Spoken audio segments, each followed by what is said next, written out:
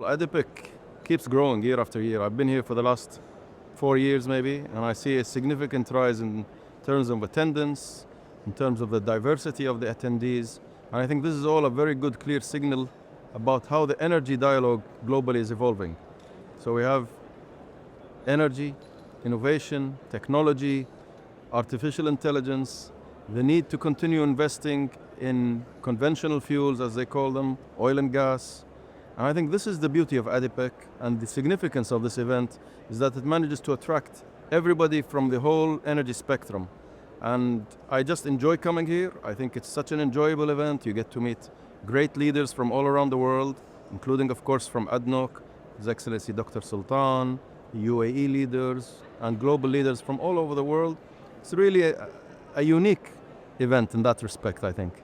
It really is. Now, you mentioned leadership there. So how are leaders such as yourselves, very much fostering innovation while making sure that energy systems are also secure and reliable at the same time? Because at the end of the day, we want innovation with all of this, don't we? I always like to highlight a few statistics to show how important this security and stability that oil, particularly oil and gas, for that part, brings to the world development. It's critical because oil today represents around 30% of the global energy mix. When you add gas, you're talking about 56% of the global energy mix.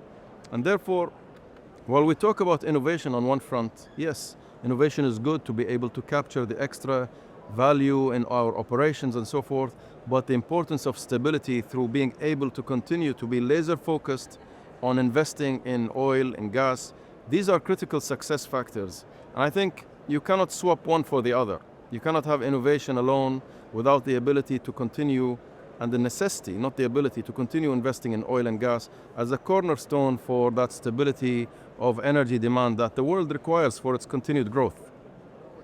So, you spoke about the energy mix there. How do you see the energy mix evolving then? Well, since 1960, when OPEC was founded, actually, the fossil fuels, as they call them, which is oil, gas, and coal, made up 80% or just above 80% of the global energy mix. Today, fast forward to 2025, 65 years on, it's still around 80%. Despite all the investments that the world has done in renewable energy and other sources of energy, nuclear, what have you, this shows clearly that the world continues to consume more oil, more gas year after year, actually setting new records year after year. And therefore, this underlines only one more thing, which I keep repeating, the importance of investing in the energy industry overall, and that includes all energies, because we at OPEC, we see the world growing. Primary energy demand is going to grow by around 23% from now to 2050. And that is growth in all sources of energy.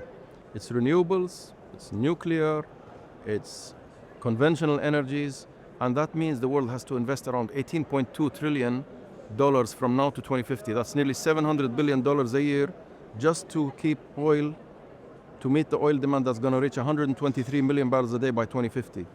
And we have been repeating this message at OPEC. ADIPEC is a great place to come and talk to leaders from all around the world about the importance of consistency in messaging.